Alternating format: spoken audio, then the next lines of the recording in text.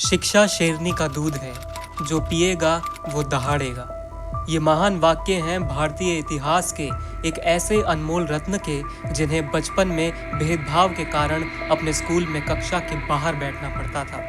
लेकिन उन्होंने इससे निराश होकर हार नहीं मानी और न सिर्फ भारत की संविधान सभा के अध्यक्ष बने, बल्कि उस सभा के सबसे शिक्षित व्यक्ति थे, जिनकी लाइब्रेरी में लगभग 35,000 किताबें थीं। वो महानायक थे बाबा साहब भीमराव अंबेडकर। 1891 मध्य प्रदेश के महू में रामजी राव और भीमा भाई के घर एक बच्चे का जन्म हुआ। बच्चे का नाम रखा गया भीमराव रामजी अंबेडकर। बाबा साहब अंबेडकर के पिता रामजी राव महू के भारतीय ब्रिटिश सेना में एक अधिकारी के तौर पर काम करते थे। उनके पिता शिक्षा के कट्टर समर्थक थे। वे अपने बच्चों को शिक्षित करना चाहते थे। उनका मानना था कि शिक्षा वो कुंजी है जो उनके समाज की स्थिति बदल सकती है। बाबा साहब अंबेडकर के 13 भाई बहन थे, जिनमें अंबेडकर सबसे छोटे थे। 1897 में बाबा साहब के परिवार को मुंबई जाना पड़ा। वहां उनके पिता ने उनका दाखिला एक ब्रिटिश स्कूल में करा दिया।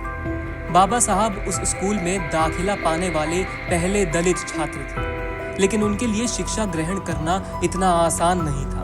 स्कूल में उनको बाकी बच्चों के मुकाबले भेदभाव का सामना करना पड़ता था। शिक्षक उन्हें कक्षा के बाहर बैठने को कहते थे। कोई दूसरा बच्चा उनके पास तक नहीं आता था। स्कूल में लगे पानी के घड़े को छूने की उनको इजाजत तक नहीं थी। चपरासी उनके हाथ पर काफी ऊंचाई से पानी डालते थे, तब जाकर उनको पानी पीने का मौका मिलता था। और जिस दिन चपरासी छुट्टी पर होता था, उस दिन उन्हें स्कूल में प्यासा ही रहना पड़ता था। छोटी सी उम्र में ही बाबा साहब को अपनी जाति का ज्ञान हो गया। वे समझ गए थे कि उनका जन्म महार जाति में हुआ है, जिसे समाज में माना जाता था।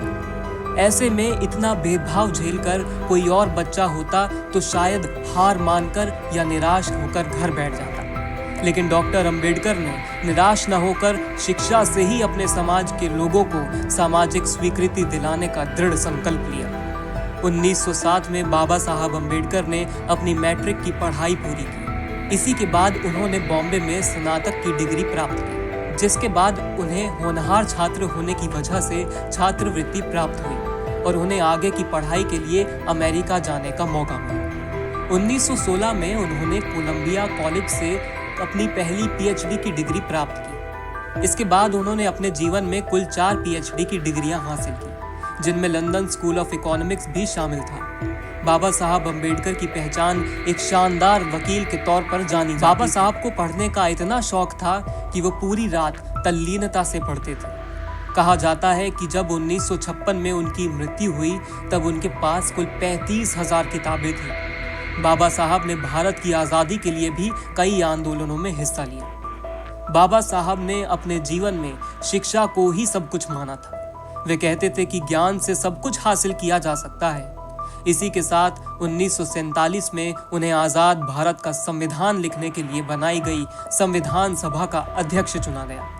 इतना ही नहीं, बाबा साहब न सिर्फ उस सभा के अध्यक्ष थे, बल्कि वे उस सभा के सबसे विद्वान व्यक्ति थे। यानी अब बाबा साहब ने अपना वो मुकाम हासिल कर लिया था जिसका सपना उन्होंने और उनके पिता ने देखा था। हालांकि ये सब देखने के लिए उनके माता पिता जीवित नहीं थे। इसी के साथ बाबा साहब ने एक ऐसे संविधान का निर्माण किया जिसने छुआछूत जैसी खराब प्रथाओं को भारत से जड़ से उखाड़ फेंकने का खाका तैयार किया। और उन्होंने ऐसा संविधान तैयार किया जिसने भारतीय संविधान में सभी लोगों को एक लकीर पर लाकर खड़ा कर दिया। इतना ही नहीं, उन्हें भारत का पहला कानून मंत्री बनाया गया।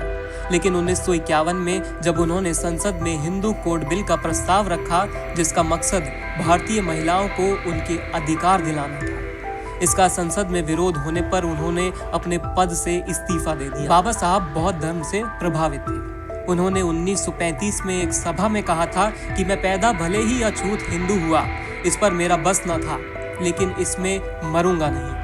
6 दिसंबर 1956 को अपनी मौत से 2 महीने पहले बाबा साहब ने अपने कथन के अनुसार बौद्ध धर्म को अपना लिया और 6 दिसंबर 1956 को मृत्यु को प्राप्त हुई।